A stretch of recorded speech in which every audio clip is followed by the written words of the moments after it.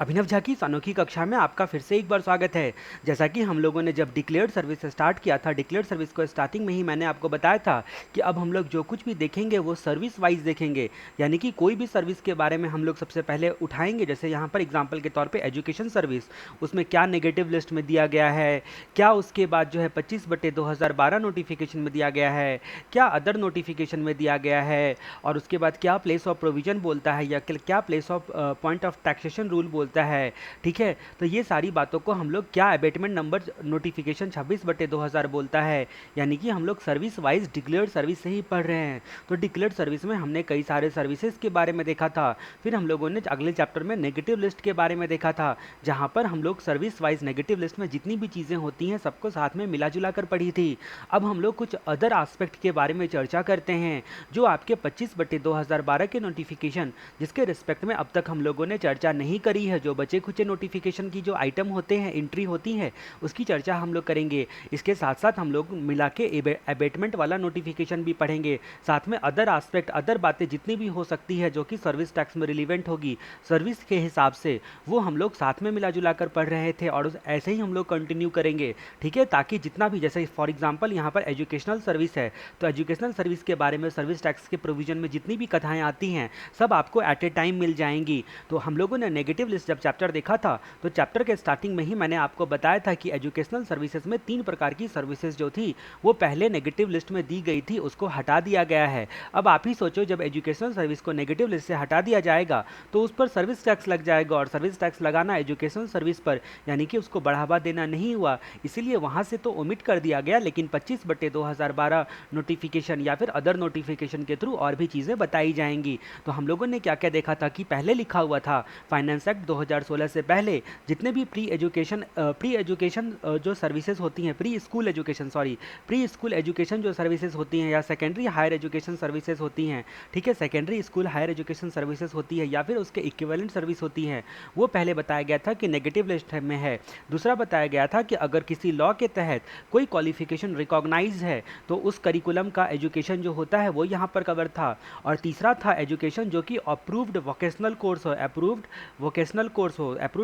Course हो, ठीक है, उसके बारे में हमने देखा था, जिसमें इंडस्ट्रियल ट्रेनिंग एनसीवीटी के द्वारा। ठीक है, तो ये सारी चीज़ें हमने देखी थी अप्रूव्ड वोकेशनल कोर्स में। तो इसको नेगेटिव लिस्ट से ओमिट कर दिया गया है, यानी कि हटा दिया गया है। अब जहाँ तक हम लोग बात करते हैं कि नेगेटिव लिस्ट से हटा दिया गया है, तो हम लोग 25/2012 और अदर नोटिफिकेशन में क्या क्या दिया गया है उसके बारे में हम लोग जानेंगे। तो हम लोग सबसे पहले 25/2012 का पहला आइटम देखते हैं। अगर मान लो कि रिक्रिएशन की कोई एक्टिविटीज़ देता है, रिक्रिएशन की एक्टिविटीज़ करता है, ठीक है, जो कि रिक्रिएशन किसके रिलेटेड में हो, आर्ट, कल्चर या फिर स्पोर्ट्स के रिलेटेड हो। ठीक है, अब ये जो आर्ट, कल्चर या स्पोर्ट्स के रिलेटेड हो, ठीक है, ये ट्रेनिंग या कोचिंग से रिलेटेड सर्विसेज एग्जेम्प्टेड होता है। आर्ट, कल्चर, स्पोर्ट्स से रिलेटेड ट्रेनिंग या कोचिंग जो होता है वो एग्जेम्प्टेड होता है। Recreational activity relating to art, culture और स्पोर्ट्स, ठीक है, उसका ट्रेनिंग और कोचिंग कोई प्रोवाइड करता है तो वो एग्जेम्प्टेड होता है 25/2012 के तहत। दूसरी बात हम लोग करते हैं, अगर कोई एजुकेशनल इंस्टीट्यूशन है वो अपने, याद रखो यहाँ पर, स्टूडेंट को, फैकल्टी को या फिर स्टाफ को, ठीक है, स्टूडेंट को, फैकल्टी को या फिर स्टाफ को यहाँ पर क्या करता है, सर्विस प्रोवाइड करता है। तो उस सिचुएशन में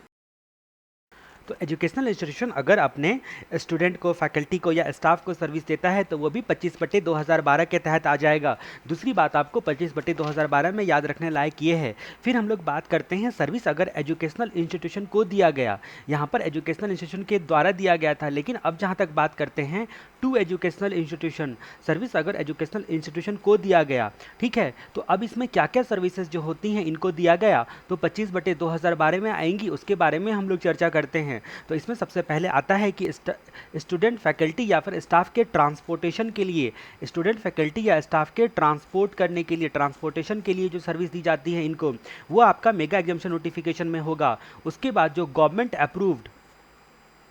जो भारत सरकार होती है उसके द्वारा अप्रूव्ड मिड डे मील और जो कैंटीन सर्विस दिया जाता है एजुकेशनल इंस्टीट्यूशन को, ठीक है, मिड डे मील या फिर कैटरिंग सर्विस जो दिया जाता है, ठीक है, तो उस सिचुएशन में वो क्या होगा, वो आपका गवर्नमेंट अप्रूव्ड होगा, तो उस सिचुएशन में वो आपका 25/2012 में आएगा। उसके बाद जहाँ तक बात करते हैं कि सिक्योरिटी या फिर क्लीनिंग या फिर हाउस कीपिंग सर्विसेज जो होती हैं वो अगर दी जाए, ठीक है, एजुकेशनल इंस्टीट्यूशन को, तो वो 25/2012 के तहत आएगा। उसके बाद जहाँ तक बात करते हैं, अगर मान लो कि एडमिशन से रिलेटेड है या फिर एग्ज़ाम कंडक्ट करने से रिलेटेड सर्विसेज होती हैं एजुकेशनल इंस्टीट्यूशन को, तो वो आपको 25/2012 में बताया गया कि आपका एग्जेम्प्टेड होगा, 25/2012 में बताया गया। अब जहाँ तक बात करते हैं कि ये एजुकेशनल इंस्टीट्यूशन क्या होता है, ये एजुकेशनल इंस्टीट्यूशन क्या होता है जिसकी चर्चा हम लोग कर रहे हैं, इसको भी 25/2012 में डिफाइन किया गया। और डिफाइन करते वक्त जो आपका नेगेटिव लिस्ट में दिया गया था वही वाली परिभाषा जो होती है उठा के कॉपी और पेस्ट कर दी गई। तो एजुकेशनल इंस्टीट्यूशन क्या होता है, वही 3 चीज़ें होती हैं जो अभी अभी हम लोगों ने नेगेटिव लिस्ट जो ओमिट हो गया है उसके वक्त में हमने देखी थी। एजुकेशनल इंस्टीट्यूशन वो होता है जो कि प्री स्कूल एजुकेशन सर्विस देता हो, या फिर आपका up to higher secondary school education देता हो, या फिर इक्विवेलेंट देता हो। दूसरा कि किसी लॉ में रिकॉग्नाइज्ड कोई कोर्स होता है, ठीक है, as a part of curriculum, अगर मान लो किसी लॉ में रिकॉग्नाइज्ड क्वालिफिकेशन लेने के लिए वो अगर एजुकेशन देता हो तो वो आ जाएगा। उसके बाद जहाँ तक बात करते हैं आपका approved vocational course, approved vocational course ये आता है। अब अप्रूव्ड वोकेशनल कोर्स, ठीक है, तो ये आता है education as a part of approved vocational course, ये आता है। तो ये एजुकेशनल इंस्टीट्यूशन जहाँ भी यूज़ करेंगे ये 3 चीज़ें आती है। अब जहाँ तक एक बात और याद रखने वाली बात ये है कि ये अप्रूव्ड वोकेशनल कोर्स क्या होता है, आखिर ये अप्रूव्ड वोकेशनल कोर्स होता क्या है। मैं किसी चीज़ को डिलीट नहीं कर रहा हूँ क्योंकि एट ए टाइम आपकी नज़र के सामने सब कुछ रहेगा, ठीक है, इसलिए आपको ध्यान देना है कि अप्रूव्ड वोकेशनल कोर्स क्या होता है। मैं यहीं पर छोटा छोटा आपको बताने के लिए जा रहा हूँ। तो अब जहाँ तक बात करते हैं कि कोई इंडस्ट्रियल ट्रेनिंग सेंटर या इंडस्ट्रियल ट्रेनिंग इंस्टीट्यूट चलाता है, ध्यान रहे industrial training, industrial training institute या फिर इंडस्ट्रियल ट्रेनिंग सेंटर चलाता है, ठीक है, जिस नाम से भी पुकार लो, इंडस्ट्रियल ट्रेनिंग इंस्टीट्यूट बोल लो या इंडस्ट्रियल ट्रेनिंग सेंटर बोल लो, ठीक है। अब कोई जो चलाता है उसमें यहाँ पर कोई नहीं, इंडस्ट्रियल ट्रेनिंग इंस्टीट्यूट या सेंटर जो होगा एनसीवीटी अगर चलाता हो तो एनसीवीटी चलाता हो, या फिर आपका एससीवीटी चलाता हो, एससीवीटी चलाता हो। अब ये एनसीवीटी क्या होता है, national council for vocational training, national council for vocational training, और ये वाला क्या हो गया, state council for vocational training. तो ध्यान रहे कि अप्रूव्ड वोकेशनल कोर्स में क्या होता है, इंडस्ट्रियल ट्रेनिंग सेंटर या इंडस्ट्रियल ट्रेनिंग इंस्टीट्यूट अगर एनसीवीटी या एससीवीटी चलाता हो तो वो आएगा। दूसरा अप्रूव्ड वोकेशनल कोर्स क्या होता है, modular employ skill course, modular employ skill course. तो एक तो हम लोगों ने इंडस्ट्रियल ट्रेनिंग देख ली, दूसरा आता है मॉड्यूलर एम्प्लॉय स्किल कोर्स, यानी कि एम्प्लॉय के स्किल डेवलपमेंट करवाने के लिए। अब ये कौन देता है, तो ये एनसीवीटी करना चाहिए, ये एनसीवीटी के द्वारा किया जाना चाहिए। एनसीवीटी अप्रूव्ड होना चाहिए, अप्रूव्ड बाय एनसीवीटी, जो कि स्पेसिफाइड मिनिस्ट्री ऑफ, जो डायरेक्टर जनरल के ट्रेनिंग के द्वारा, डीजी स्पेसिफाइड मिनिस्ट्री के जो डायरेक्टर जनरल होंगे, डायरेक्टर जनरल ऑफ ट्रेनिंग होंगे, उसके द्वारा रन होना चाहिए। तो पहली बात ये मॉड्यूलर एम्प्लॉय स्किल कोर्स, यहाँ पर एससीवीटी नहीं है, यहाँ पर इंडस्ट्रियल ट्रेनिंग वाले में एनसीवीटी और एससीवीटी दोनों देखा था, लेकिन मॉड्यूलर एम्प्लॉय स्किल कोर्स वाले में केवल एनसीवीटी है, केवल एनसीवीटी है। इस तरह से आपको ध्यान रखना है। ये एजुकेशनल इंस्टीट्यूशन का इतना लंबा चौड़ा मीनिंग हम लोगों ने यहाँ पर देख लिया। अब जहाँ तक बात करते हैं कि अगर मान लो कि ये 3 प्रकार की चीज़ें हम लोगों ने देख ली, अब मैं इसको डिलीट करने के लिए जा रहा हूँ, ठीक है। ये 3 प्रकार की चीज़ें हम लोगों ने देख ली 25/2012 में। पहली बात हम लोगों ने क्या देखी, 25/2012 में पहली बात हम लोगों ने क्या देखी कि रिक्रिएशन एक्टिविटीज़ के रिलेशन में एक्टिविटी कोई प्रोवाइड करता है जो कि आर्ट, कल्चर या फिर आपका स्पोर्ट्स के रिलेटेड हो, ट्रेनिंग या कोचिंग के रिलेटेड हो। दूसरा हमने देखा कि अगर एजुकेशनल इंस्टीट्यूशन अपने स्टाफ को या अपने स्टूडेंट को, फैकल्टी को या स्टाफ को यहाँ पर सर्विस प्रोवाइड करते हैं, तो यहाँ पर ये नहीं बोला गया कौन सा सर्विस, कोई भी सर्विस प्रोवाइड करते हैं, तो बाय एजुकेशनल इंस्टीट्यूशन अगर इन तीनों लोगों को सर्विस प्रोवाइड करते हैं, तो अगर 2 एजुकेशनल इंस्टीट्यूशन की बात होती है तब यहाँ पर जो इन एसएफएस का ट्रांसपोर्टेशन का सर्विस या फिर government approved mid day meal या फिर कैटरिंग सर्विस होना चाहिए। उसके बाद जहाँ तक बात करते हैं, तीसरी बात आपने यहाँ पर क्या देखी थी, जो सिक्योरिटी का सर्विस होता है या क्लीनिंग का सर्विस होता है या हाउस कीपिंग का सर्विस होता है। उसके बाद एडमिशन या फिर एग्जाम कंडक्ट करने से रिलेटेड सर्विसेज होता है। अब हम लोगों ने एजुकेशनल इंस्टीट्यूशन का मतलब जाना था। उसमें देखा था स्टूडेंट, फैकल्टी और स्टाफ के सॉरी यहाँ पर आपका क्या हो गया, उसमें एजुकेशनल इंस्टीट्यूशन का मतलब क्या हो गया, कोई भी इंस्टीट्यूशन जो कि आपका प्री स्कूल एजुकेशन सर्विस या higher secondary school services provide करती हो, या फिर आपका इक्विवेलेंट सर्विसेज प्रोवाइड करती हो, या फिर किसी लॉ में रिकॉग्नाइज्ड होना चाहिए, ठीक है, उस क्वालिफिकेशन के रिस्पेक्ट में curriculum as a part of curriculum education provide करती हो, या फिर अप्रूव्ड वोकेशनल कोर्स हो। ये अप्रूव्ड वोकेशनल कोर्स क्या होता है, जिसमें हम लोगों ने देखा था इंडस्ट्रियल ट्रेनिंग या इंडस्ट्रियल सेंटर ट्रेनिंग सेंटर कोई चलाता है एनसीवीटी या एससीवीटी अप्रूव्ड स्कीम के तहत। दूसरा हम लोगों ने देखा था मॉड्यूलर एम्प्लॉय स्किल कोर्स, जो कि एनसीवीटी के तहत अप्रूव्ड होना चाहिए और जिसको रन करने वाला डायरेक्टर जनरल ऑफ ट्रेनिंग जो है स्पेसिफाइड मिनिस्ट्री का, वो रन करना चाहिए, मतलब उसके अंदर की चीज़ होनी चाहिए। तो इतनी प्रकार की चीज़ें हम लोगों ने देखी थी 25/2012 में कवर होती है। अब जहां तक बात करते हैं 25/2012 के चौथे आइटम के बारे में, यहां पर हम लोग चर्चा करने के लिए जा रहे हैं। सर्विस जो कि प्रोवाइड किया जाता है आपका स्पेसिफाइड सर्विस की बात हम लोग करते हैं, स्पेसिफाइड सर्विस की बात करते हैं। अब जहाँ तक स्पेसिफाइड सर्विस की बात करते हैं, इसमें हम लोग बात करते हैं कि आप एक वर्ड याद रखोगे यहाँ पर,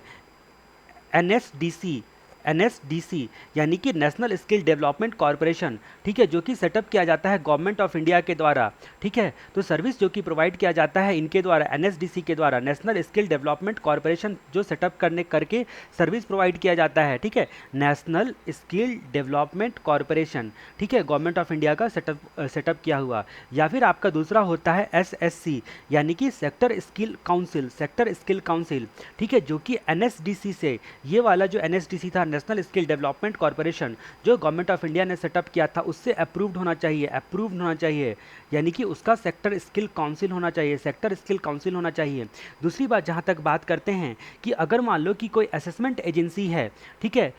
कोई एजेंसी है, ठीक है, एजेंसी है, सीधे शब्दों में बोलो, कोई एजेंसी है जो कि एसएससी या एनएसडीसी से अप्रूव्ड हो, एसएससी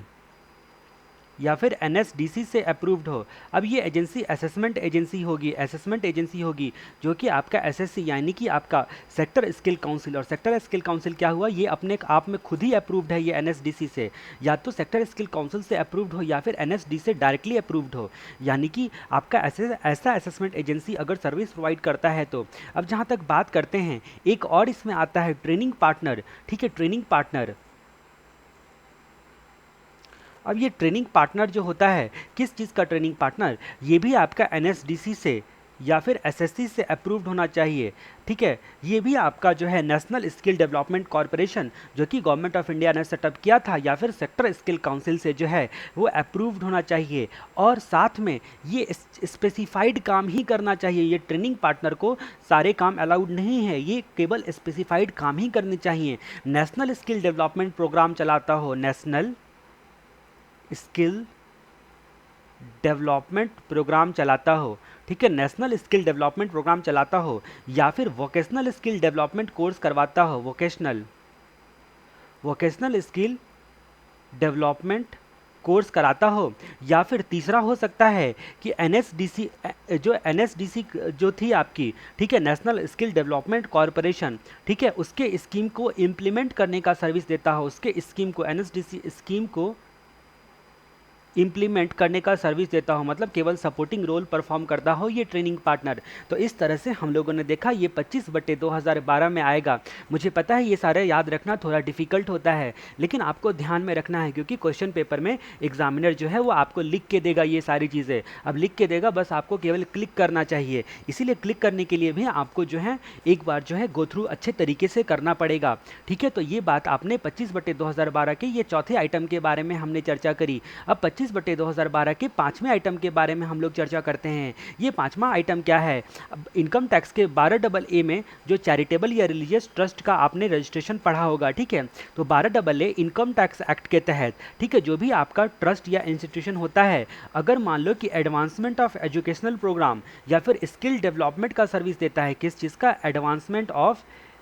एजुकेशनल प्रोग्राम या फिर स्किल डेवलपमेंट का सर्विस देता है, स्किल डेवलपमेंट का सर्विस देता है। ये 12 का जो रजिस्टर्ड इनकम टैक्स एक्ट के 12 के तहत जो होता है, जो भी ट्रस्ट या इंस्टीट्यूशन अगर रजिस्टर्ड है, ठीक है, और उसने इनकम टैक्स एक्ट के तहत तो रजिस्टर्ड होना चाहिए, साथ में एडवांसमेंट ऑफ एजुकेशनल प्रोग्राम या स्किल डेवलपमेंट प्रोग्राम का सर्विस देता हो, स्पेसिफाइड सर्विस देता हो। अब यहाँ पर ये क्या क्या स्पेसिफाइड सर्विस देगा, तो जहाँ तक बात करते हैं अबेंडेंड या फिर जो होता है,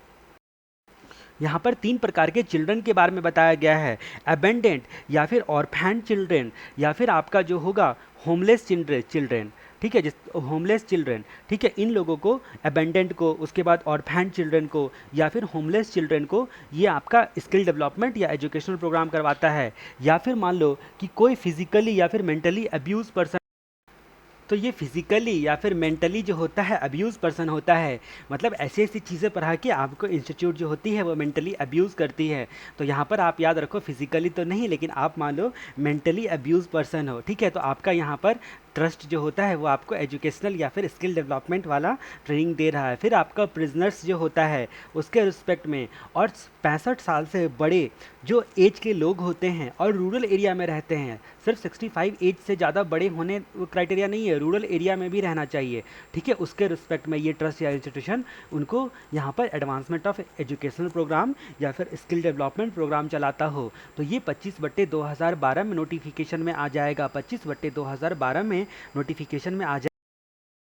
अब जहाँ तक हम लोग बात करते हैं 25/2012 में, यहाँ पर एजुकेशनल इंस्टीट्यूशन के रिस्पेक्ट में छठे पॉइंट की, अगर मान लो कि service by Indian institute of management है, IIM सर्विस देती है, ठीक है, ये सर्विस जो देनी चाहिए वो सेंट्रल गवर्नमेंट के गाइडलाइंस के हिसाब से देनी चाहिए, सेंट्रल गवर्नमेंट के गाइडलाइंस के हिसाब से सर्विस देनी चाहिए। और यहाँ पर स्पेसिफाइड प्रोग्राम ही केवल करेगी, स्पेसिफाइड एजुकेशनल प्रोग्राम ही करेगी, एक्सेप्ट स्पेसिफाइड एजुकेशनल प्रोग्राम में आपका एक्सेप्शन दिया गया है एग्जीक्यूटिव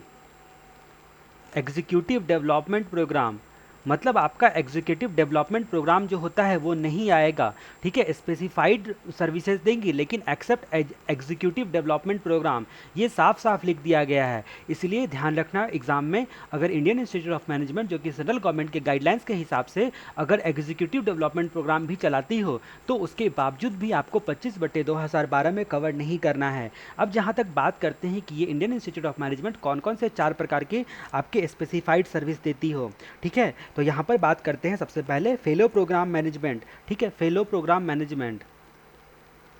ठीक है। दूसरा आता है आपका 5 ईयर इंटीग्रेटेड प्रोग्राम मैनेजमेंट, ठीक है, तो यहाँ पर भी ध्यान देना है प्रोग्राम मैनेजमेंट, और उसके बाद जो होता है 5 ईयर इंटीग्रेटेड प्रोग्राम मैनेजमेंट, ठीक है, 5 सालों का जो इंटीग्रेटेड प्रोग्राम मैनेजमेंट होना चाहिए, नहीं तो 2 साल का फुल टाइम ग्रेजुएशन प्रोग्राम होना चाहिए, ठीक है, जिसका एडमिशन जो होता है वो कैट का जो टेस्ट होता है, ठीक है, common admission test, CAT test pass होने के बाद होना चाहिए, ठीक है। तो ये आपका 2 ईयर का फुल टाइम जो है वो पोस्ट ग्रेजुएशन प्रोग्राम होना चाहिए, 2 ईयर्स का पोस्ट ग्रेजुएशन, ठीक है, जो कि आपके कैट को क्वालिफाई करने के बाद एडमिशन हो, ठीक है, और डिप्लोमा सर्टिफिकेट जो है यहाँ पर दिया जाए। तो ये 3 प्रकार के जो इंडियन इंस्टीट्यूट ऑफ मैनेजमेंट जो है वो एजुकेशन प्रोग्राम चलाएगी, उसको भी 25/2012 में एग्जेम्प्टेड किया गया है, 25/2012 में एग्जेम्प्टेड किया गया है। अब हम लोग यहाँ पर 7वें पॉइंट की बात करते हैं, 25/2012 का हमारा ये 7वां आइटम हम लोग देख रहे हैं। ये एंट्री नंबर मैं आपको याद नहीं करवा रहा हूँ, केवल 25/2012 में क्या क्या चीज़ें आएंगी एजुकेशनल के रिस्पेक्ट में वो आपको एक साथ बता रहा हूँ। तो अगर मान लो कि जो एक ऐसी असेसिंग बॉडी है, ठीक है, एक ऐसी असेसिंग बॉडी है जिसका इम्पेनलमेंट स्किल डेवलपमेंट स्कीम इनिशिएटिव के तहत हुआ हो, ठीक है, तो आपको स्किल डेवलपमेंट उसके बाद इनिशिएटिव स्कीम के तहत क्या हुआ हो, किसी असेसिंग बॉडी को क्या किया हो, जो असेसमेंट करती हो, असेसिंग बॉडी का जो आपका सर्विस लिया जाता हो, मतलब इम्पेनलमेंट किया गया हो स्किल डेवलपमेंट इनिशिएटिव स्कीम के तहत, ठीक है। और ये जो आपका क्या बोलते हैं, इसका भी जो आपका हेड हो, जो जिसका भी गवर्नेंस जो करता हो, वो डायरेक्टर जनरल ऑफ ट्रेनिंग करता हो, स्पेसिफाइड मिनिस्ट्री का डायरेक्टर जनरल ऑफ ट्रेनिंग करता हो, ठीक है, गवर्नमेंट ऑफ इंडिया का डायरेक्टर जनरल ऑफ ट्रेनिंग, ठीक है, मिनिस्ट्री गवर्नमेंट ऑफ इंडिया का। ठीक है, तो ये आपका असेसिंग बॉडी। तो आपको ख्याल रखना है कि एक वर्ड आप यहाँ पर मेगा एग्जामिनेशन नोटिफिकेशन में याद नहीं रख सकते हो, बस आपको जो है आइडिया रहना चाहिए, दिमाग में बैठा रहना चाहिए कि हाँ ये चीज़ें जो हैं वो आएंगी। अब जहाँ तक बात करते हैं आपका जो है अगला आइटम के बारे में, कौन सा आइटम था, 8वां नंबर आइटम के बारे में हम लोग देख रहे हैं 25/2012 के रिस्पेक्ट में। अगर मान लो ट्रेनिंग पार्टनर या फिर प्रोजेक्ट इम्प्लीमेंटेशन एजेंसी हो मिनिस्ट्री ऑफ रूरल डेवलपमेंट का, ठीक है, अब मिनिस्ट्री ऑफ रूरल डेवलपमेंट का दीनदयाल योजना है, दीन दयाल योजना। ठीक है, तो मिनिस्ट्री ऑफ रूरल डेवलपमेंट के तहत दीनदयाल, ठीक है, दीनदयाल उपाध्याय, सॉरी यहाँ पर योजना का नाम बड़ा है, दीनदयाल उपाध्याय, ठीक है, उपाध्याय ग्रामीण कौशल्य योजना, ग्रामीण कौशल्य योजना, ठीक है, दीनदयाल उपाध्याय ग्रामीण कौशल्य योजना, ठीक है, दीनदयाल उपाध्याय ग्रामीण कौशल्य योजना। इसके तहत मान लो कि अगर मान लो स्किल डेवलपमेंट किया जाता हो, या फिर आपका दूसरा योजना भी यहाँ पर आएगा, अगर मान लो कि एनसीवीटी का मतलब आप जानते ही होंगे, ठीक है, तो यहाँ पर national council for vocational training, तो इसका वोकेशनल ट्रेनिंग कोर्स प्रोवाइड किया जाता हो, मतलब दीनदयाल उपाध्याय ग्रामीण कौशल योजना का स्किल डेवलपमेंट प्रोवाइड किया जाता हो, स्किल के रिलेटेड ट्रेनिंग प्रोवाइड किया जाता हो, या फिर इसका वोकेशनल ट्रेनिंग जो है वो प्रोवाइड किया जाता हो, एनसीवीटी का वोकेशनल ट्रेनिंग प्रोवाइड किया जाता हो। ठीक है, तो अब जो यहाँ पर इनका जो ट्रेनिंग पार्टनर होगा या फिर प्रोजेक्ट इम्प्लीमेंटेशन एजेंसी होगी, ये जो दीनदयाल उपाध्याय वाला योजना था, एनसीवीटी वाला जो योजना था, ठीक है, इसका जो ट्रेनिंग पार्टनर होगा या फिर आपका प्रोजेक्ट, इनके प्रोजेक्ट को इंप्लीमेंट करने के लिए प्रोजेक्ट इंप्लीमेंटेशन एजेंसी जो होगी, ठीक है, उनका सर्विस जो होगा वो 25/2012 के तहत आएगा। ठीक है, तो ये 8 प्रकार के आइटम के बारे में हम लोगों ने देखा। 9वां और सबसे इंपॉर्टेंट आइटम, क्योंकि ये आपके फाइनेंस एक्ट 2016 में बताया गया है, फाइनेंस एक्ट 2016 में बताया गया है। यहाँ पर क्या बोला गया है, सेंट्रल गवर्नमेंट नोटिफिकेशन के थ्रू 1 अप्रैल 2013 से रिट्रोस्पेक्टिवली एग्जेम्प्ट करती है एजुकेशनल इंस्टीट्यूशन अगर अपने स्टूडेंट को, फैकल्टी को और स्टाफ को ट्रांसपोर्टेशन का सर्विस देता है तो यहाँ पर ये ध्यान रहे, ये रिट्रोस्पेक्टिव है, आपको बैक डेट से एग्जाम में दिया जा सकता है चेक करने के लिए। ये फाइनेंस एक्ट 16 में बोला गया कि 1 अप्रैल 2013 से अगर मान लो स्टूडेंट को, फैकल्टी को या स्टाफ को ट्रांसपोर्टेशन का सर्विस एजुकेशनल इंस्टीट्यूशन देती है, तो रिट्रोस्पेक्टिवली बोला गया कि भैया आपको बैक डेट से ही आपको जो है उस पर सर्विस टैक्स नहीं लगेगा, ऐसा बोल के रिट्रोस्पेक्टिवली अमेंडमेंट किया गया। अब जहाँ तक बात करते हैं एग्जामिनेशन नोटिफिकेशन के बारे में, ये वाला नोटिफिकेशन 45/2016 है, 45/2016 है। ये वाला नोटिफिकेशन आपका 45/2016 है। अब जहाँ तक हम लोग बात करते हैं एजुकेशनल इंस्टीट्यूशन के रिस्पेक्ट में, जो प्लेस ऑफ प्रोविजन किसको माना जाएगा, place of provision of service rule का जो आपका क्लॉज नंबर 2 है, ये क्या बोलता है कि अगर सर्विस किसी इंडिविजुअल को प्रोवाइड किया जाता है, ठीक है, और ये आपका क्या बोलते हैं 4 है, रूल नंबर 4 है, ठीक है, रूल नंबर 4 का 2 है, क्लॉज नंबर रूल नंबर 4 का 2 है कि अगर सर्विस किसी इंडिविजुअल यानी कि किसी पर्सन को प्रोवाइड किया जाता है तो उस सिचुएशन में क्या होगा, मतलब उस पर्सन का अगर फिजिकल प्रेजेंस होना जरूरी है, ठीक है, तो पॉप का लोकेशन क्या माना जाएगा, तो पॉप का लोकेशन वो माना जाएगा जहाँ पर एक्चुअली वो फिजिकल प्रेजेंस करके उस पर्सन को सर्विस प्रोवाइड किया जाता है उसका, ठीक है, उसको माना जाएगा। तो यहाँ पर एजुकेशन सर्विस देना भी आपके रूल नंबर 4 के सब रूल 2 में आएगा। अब कुछ अदर एस्पेक्ट के बारे में हम लोग यहाँ पर चर्चा करते हैं। अगर educational institution as a part of curriculum है, जो कि लॉ के द्वारा रिकॉग्नाइज क्वालिफिकेशन से जो ऑब्टेन करने के लिए दिया गया है, वो एग्जेम्प्ट होता है, वो क्या होता है, एग्जेम्प्ट होता है, जैसा कि हम लोगों ने नोटिफिकेशन नंबर 25/2012 में देखा था। अब वो तो एग्जेम्प्ट होता है, लेकिन प्राइवेट कोचिंग, ठीक है, प्राइवेट कोचिंग जो होती है का ट्रेनिंग अगर दिया जाता है, ठीक है, प्राइवेट कोचिंग का ट्रेनिंग जो होता है अगर वो रिकॉग्नाइज क्वालिफिकेशन के लिए नहीं माना जाता है, इसीलिए वो टैक्सेबल होगा, एज सच वो टैक्सेबल होगा। अब जहाँ तक दूसरे केस की बात करते हैं कि जो बोर्डिंग स्कूल होता है या इंटरनेशनल स्कूल का सर्विस होता है वो एग्जम्प्टेड होता है, बोर्डिंग स्कूल या फिर इंटरनेशनल स्कूल का सर्विस भी एजुकेशनल इंस्टीट्यूशन का सर्विस माना जाएगा, क्योंकि हम लोगों ने एजुकेशनल इंस्टीट्यूशन का मतलब क्या देखा था, जो आपका प्री स्कूल एजुकेशनल सर्विस या up to higher educational services या फिर उसके इक्विवेलेंट। अब जहाँ तक बात करते हैं कि अगर एक ही एजुकेशनल इंस्टीट्यूशन है जो कि रिकॉग्नाइज्ड और नॉन रिकॉग्नाइज्ड दोनों क्वालिफिकेशन का कोर्स करवाता है, तो रिकॉग्नाइज के रिस्पेक्ट में उसका असेसमेंट सेपरेटली किया जाएगा। रिकॉग्नाइज क्वालिफिकेशन जो कि लॉ के द्वारा रिकॉग्नाइज्ड होगा, उसका असेसमेंट सेपरेटली किया जाएगा। और प्राइवेट ट्यूशन पर सर्विस टैक्स लगता है, जैसा कि हमने पहले भी देखा था। अब जहाँ तक बात करते हैं कि अगर मान लो कि एजुकेशनल इंस्टीट्यूशन आपको एजुकेशन ही केवल नहीं करवाता है, साथ में प्लेसमेंट सर्विस भी देता है। एजुकेशनल इंस्टीट्यूशन अगर प्लेसमेंट सर्विस भी देता है, तो प्लेसमेंट के रिस्पेक्ट में जो है जो भी पैसा आपसे चार्ज करता है वो टैक्सेबल होगा, ठीक है, क्योंकि वो स्पेसिफाइड एजुकेशनल इंस्टीट्यूशन का सर्विस नहीं माना जाता है। उसके बाद हम लोग यहाँ पर कुछ और बातें के बारे में चर्चा करते हैं। अगर एजुकेशनल इंस्टीट्यूशन आपको बुक्स वगैरह प्रोवाइड करता है, ठीक है, उसके लिए कुछ चार्ज करता है, स्कूल फीस में ही आपको जोड़ देता है, ठीक है। जैसे कि आपने देखा होगा कि भाई स्कूल का बैग बच्चों के स्कूल में खासकर जो बैग होती हैं, बुक्स होती हैं, वो भी आपको लेना पड़ता है किड्जी वगैरह के केस में, तो उसको ट्रेडिंग ऑफ गुड्स माना जाएगा, गुड्स की ट्रेडिंग माना जाएगा, जो कि नेगेटिव लिस्ट में अपने आप कवर होगा, इसीलिए उस पर सर्विस टैक्स नहीं होगा। अब जहाँ तक बात करते हैं, अगर मान लो जैसा कि आपको पता है कि एजुकेशनल इंस्टीट्यूशन प्लेसमेंट सर्विस देती है तो वो टैक्सेबल होगा। इसी तरह कैंपस रिक्रूटमेंट के लिए भी फीस लेती है आपसे, तो वो टैक्सेबल होगा। उसके बाद जहाँ तक बात करते हैं कि अगर कोई इंस्टीट्यूशन कॉम्पिटिटिव एग्जाम की तैयारी करवाता है स्टूडेंट को, तो टैक्सेबल होगा। कोई एजुकेशनल इंस्टीट्यूशन किसी कॉम्पिटिटिव एग्जाम की तैयारी करवाता है तो वो आपको टैक्सेबल माना जाएगा। फिर हम लोग बात करते हैं कि अगर मान लो कि आप करस्पॉन्डेंस से यानी कि पोस्टल मीन से कोई कोचिंग आपको प्रोवाइड किया जाता है, तो coaching charge including postal charge, यानी कि उसमें पोस्टल चार्ज भी इंक्लूड होगा। कोचिंग पढ़ाने का चार्ज तो होगा ही, ठीक है, पोस्टल कोचिंग है तो coaching charge plus postal charge दोनों को मिलाकर सर्विस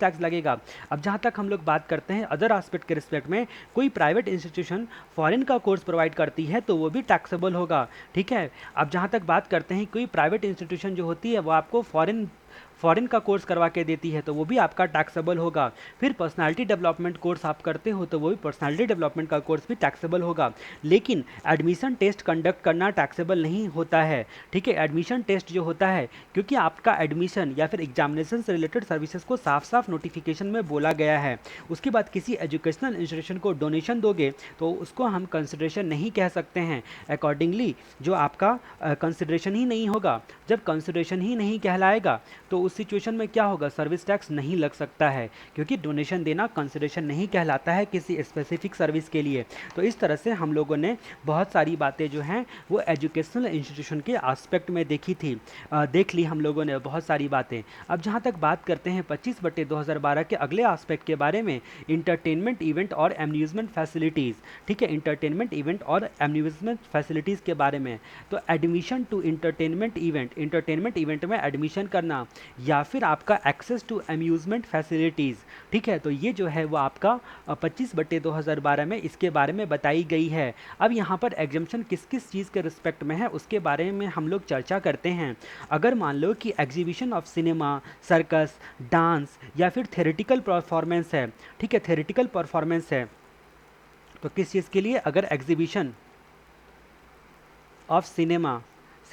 देखने के लिए जाते हो, या फिर जो है सर्कस में जाते हो, या फिर थेरेटिकल परफॉर्मेंस देखने के लिए जाते हो, थिएटर का जो परफॉर्मेंस होता है, ठीक है, जिसमें ड्रामा और बैलेट इंक्लूड होगा, इसमें इंक्लूड होगा ड्रामा और बैलेट जो है इंक्लूड, तो वो आपका 25/2012 के तहत आपका एग्जम्प्टेड होगा, 25/2012 के तहत एग्जम्प्टेड होगा। अब जहाँ तक बात करते हैं थियोरेटिकल परफॉर्मेंस, मतलब कि थिएटर में जाकर आप परफॉर्मेंस देख रहे हो, लेकिन मान लो कि अगर कल्चरल प्रोग्राम है या ड्रामा है या फिर बैलेट है, वो आपका जो होता है वो ओपन थियोरेटिकल परफॉर्मेंस है, मतलब ओपन थिएटर में है, तो भी वो एग्जम्प्टेड हो जाएगा, वो भी एग्जम्प्टेड हो जाएगा। यहाँ तक कि वीडियो पार्लर में जो एंट्री लेते हो, ठीक है, वो भी आपका वीडियो पार्लर में एंट्री लेकर सर्विस लेना, वो भी आपका एग्जम्प्टेड माना जाएगा, ठीक है। तो उसके बाद दूसरी बात हम लोग करते हैं कि अगर रिकॉग्नाइज्ड स्पोर्ट्स इवेंट है, रिकॉग्नाइज्ड स्पोर्ट्स इवेंट है, अगर मान लो कि स्पोर्ट्स इवेंट रिकॉग्नाइज नहीं होता, तो उस सिचुएशन में 500 रुपये तक अगर आपका एंट्री फीस है तो फिर सर्विस टैक्स नहीं लगेगा यहाँ पर। लेकिन अगर मान लो स्पोर्टिंग इवेंट की बात जहाँ तक हम लोग करते हैं, अगर ये रिकॉग्नाइज्ड है, रिकॉग्नाइज्ड है तब तो पूरा का पूरा जो है पैसों पर सर्विस टैक्स नहीं लगेगा। लेकिन अगर नॉट रिकॉग्नाइज है तो अप टू 500 तक अगर टिकट है, 500 रुपये तक टिकट है, तो फिर आपको सर्विस टैक्स नहीं लगेगा, 25/2012 के तहत आएगा। अब जहाँ तक बात करते हैं ये रिकॉग्नाइज्ड किसने किया है, रिकॉग्नाइज्ड किया है रिकॉग्नाइज्ड स्पोर्ट्स बॉडी, ठीक है, रिकॉग्नाइज स्पोर्ट्स बॉडी ने, ठीक है, जो कि गवर्नमेंट अप्रूव करती है। या फिर वो आपका रिकॉग्नाइज्ड किसको बोला जाएगा, जो कि किसी स्पोर्ट्स बॉडी के तहत, ठीक है, जैसे आपका बीसीसीआई होता है उसके तहत रिकॉग्नाइज हो। और उसके बाद जो आपका दूसरा आपका यहाँ पर आता है कि वो इंडिविजुअल जो होगा डिस्ट्रिक्ट को, किसी डिस्ट्रिक्ट को या फिर स्टेट को या फिर किसी जोन को या फिर कंट्री को रिप्रेजेंट करता हो, ठीक है, कंट्री को रिप्रेजेंट करता हो वो जो खिलाड़ी विलाड़ी होगा वो आपका। उसके बाद जो है अदरवाइज एग्जाम्शन नोटिफिकेशन में जो बताया गया है, ठीक है, उन सारी चीज़ों को रिकॉग्नाइज बोला जाएगा। आपको बस इतना ध्यान रखना है, इतना डेप्थ में जो है वो आपको क्वेश्चन में लिखा रहता है, उससे आपको जो है क्लिक करना चाहिए, बस इसीलिए बारीकी से आपको सारी चीज़ों को समझना है। अब जहाँ तक हम लोग बात करते हैं तीसरा वाला क्या आता है, अगर मान लो कि कोई अवार्ड फंक्शन में आप जाते हो, ठीक है, अवार्ड मिल रहा है हीरो हीरोइन को, अवार्ड फंक्शन में आप जाते हो या फिर किसी कंसर्ट में जाते हो या फिर किसी पेगानेंट में जाते हो, ठीक है, या फिर आपका जो स्पोर्ट्स का इवेंट है, मतलब अदर देन रिकॉग्नाइज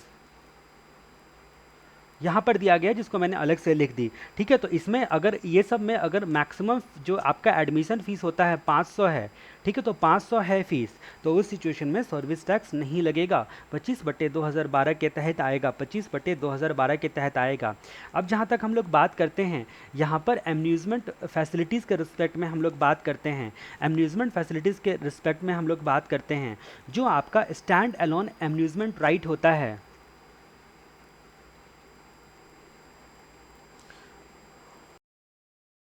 या फिर क्लब का मेंबरशिप होता है, ठीक है, ये एम्यूज़मेंट फैसिलिटीज़ के लिए आप क्लब का मेंबरशिप लेते हो, क्लब का मेंबरशिप होता है, या फिर ऑक्सिलरी सर्विस होता है, इंटरटेनमेंट इवेंट का ऑर्गेनाइज करने के रिस्पेक्ट में ऑक्सिलरी सर्विस, तो ये सारे पर सर्विस टैक्स नहीं लगता है, वो आपका एग्जेम्प्ट होगा। ऑक्सिलरी सर्विस जो होता है यहाँ पर एग्जेम्प्ट होगा। अगर अम्यूज़मेंट फैसिलिटी के रिस्पेक्ट में ये सारी चीज़ें हैं तो आपकी एग्जेम्प्ट होगी। इसके बाद हम लोग टूर ऑपरेटर सर्विसेज के बारे में जानेंगे, टूर ऑपरेटर सर्विसेज के बारे में हम लोग जानेंगे। चलिए हम लोग टूर ऑपरेटर सर्विसेज को अगले वीडियो में कवर करेंगे।